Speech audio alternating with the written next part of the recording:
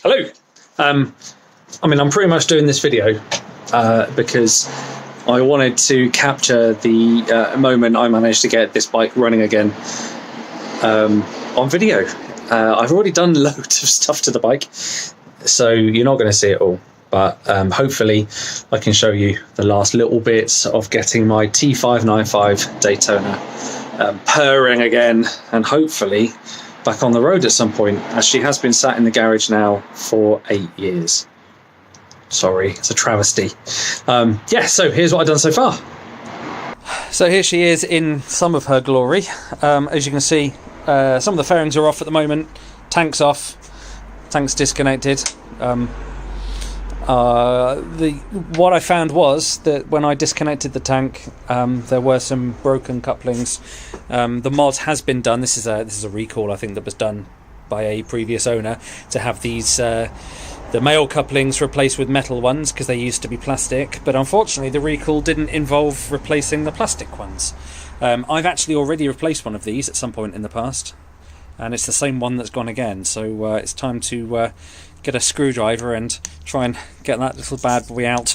Probably just have to smash it into lots of pieces with my hammer and get it out of the tank. And then I've got some shiny new metal couplings to go in there.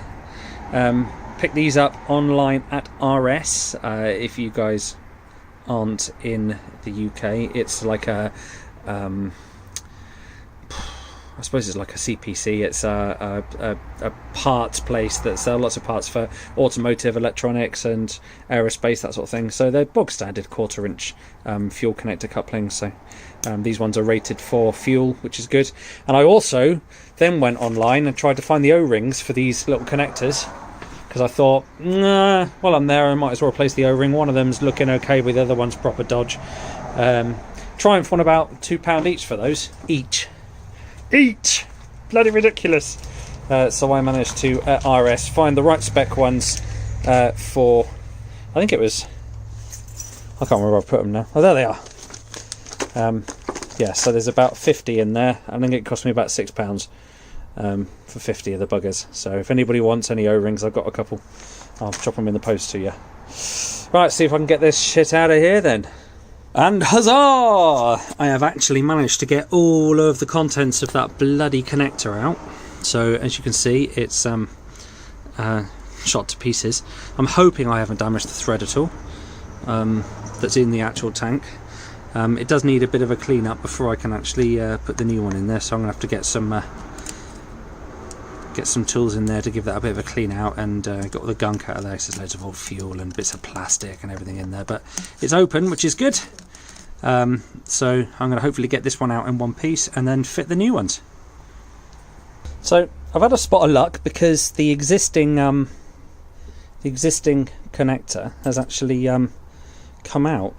I took the little spring clip off of the top of it, which is now there. There's the little spring clip that was that holds the actual connector, the other half, the male connector, in place. Got a spanner on it and it has actually come out quite nicely, so I'm happy with that. I've just got to clean it up a little bit and get the metal ones in. Me again!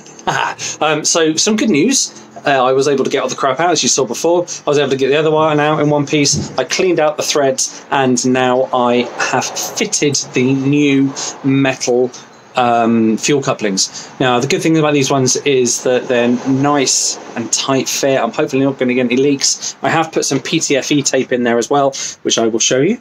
And here we are. Now I can show you PTFE tape, but only because I put a bit too much on there, and you can see it kind of just sticking out in the connector there. But yeah, they're in, and I'm hoping they're going to be fuel tight, if you like. I'm now going to replace the little O-rings on the fuel connectors on the bike. Replace these little bad boys, and then hopefully I can get the tank back on.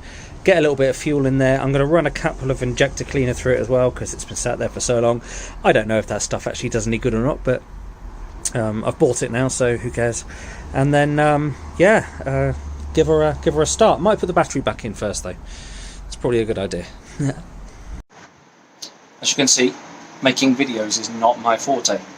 hence the fact that I have no tripod or any decent sound gear to make this video. Anyway, so the bike is, well, the tank's back on, only kind of loosely, it's not screwed in or anything. Tank's on, but the coupling fuel connectors are actually now in place. I've pressurized using the, oh, I'll put the battery back in as well, obviously needed a battery. I've pressurized the fuel system by turning the ignition on and using the pump. Don't have any leaks as yet, which is good, but I'll keep an eye on that. And I think it's time to give her a turn over. I think a bit of easy start will probably help get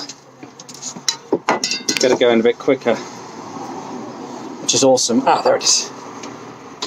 Just to give her a little bit of a helping hand.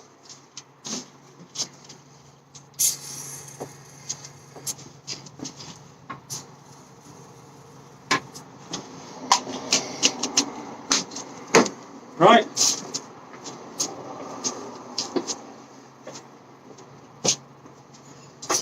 And goes nothing.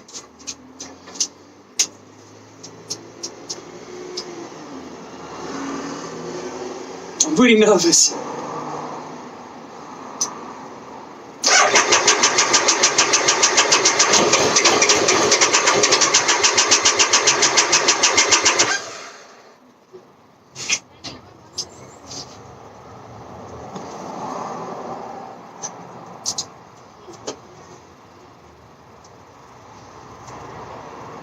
Okay, I don't know if she was trying to start off her own accord then, or whether that was just the easy start.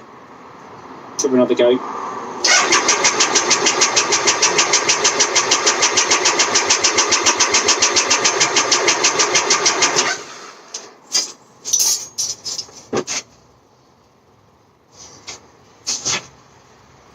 Still don't think we're getting any fuel. Damn you! Yeah. The fuel pump's running.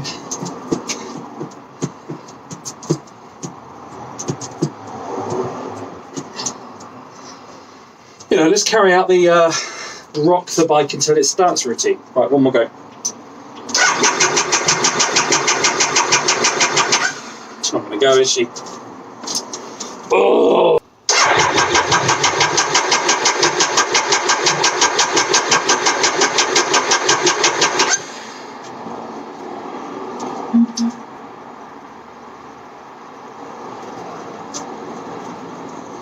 Don't feel like we're getting any fuel at all, that's the problem.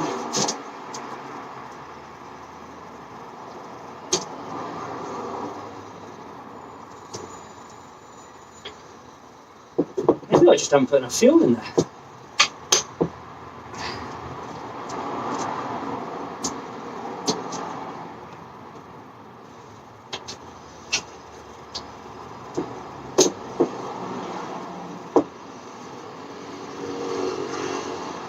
Right, let's get some more fuel.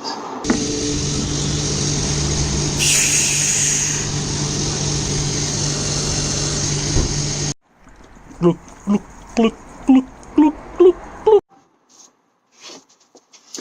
Right, I've topped her up with fuel because I got a funny feeling that the small amount of fuel I put in there, because I didn't want to put too much in there because I've got to take the tank off again and mess around with the tank, so I'll have to drain it. But I had a funny feeling that the fuel level that I filled it to wasn't enough for the pump to operate properly. So I've put some more fuel in there, and I'm hoping now that with a bit of easy start. Oh, and I've also I took the one of the connectors off, the feed connector off, while the pump was running, and there's definitely pressure there. I know this because I got a face full of fuel, so it's definitely working. So I'm hoping now, with a bit of easy start, which I've just sprayed in there, we're going to be able to get it going again. In fact, let's spray a bit more easy start in there. Bit more flipping pure ether to, you know, get the engine going, eh?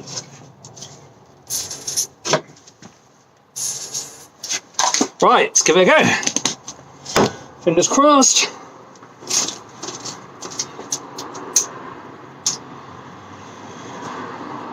There's nothing.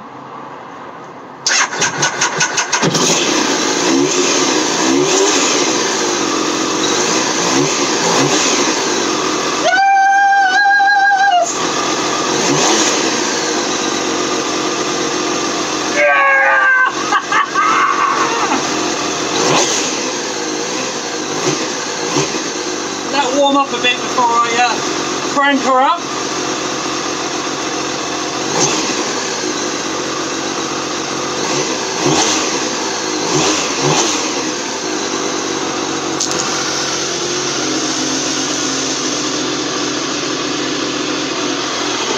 Smiley face Steve!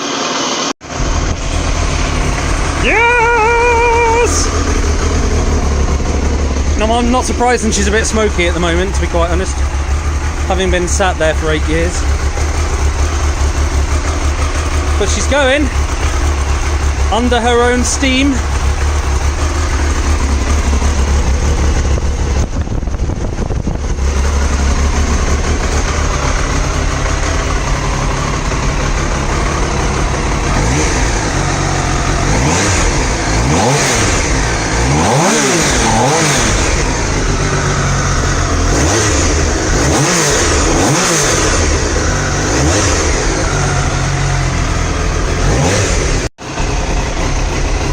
Well, she's been running for about 5 minutes now. The temperature has started to come up, which is good.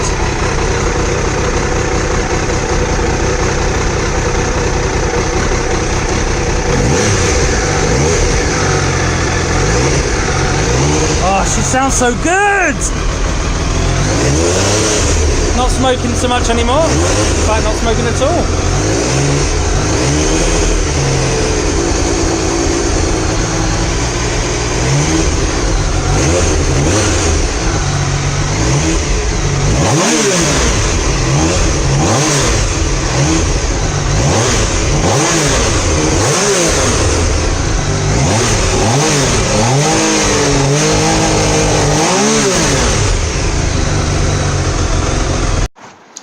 Right, well, after a few days of cocking about with the bike, and it has pretty much been just cocking about with the bike, she is up and running and starts first time every time, which is nice.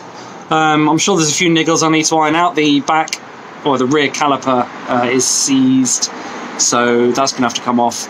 If anyone's got a single-sided swing arm paddock stand I could borrow, that'd be handy. Apart from that, yeah, happy as Larry.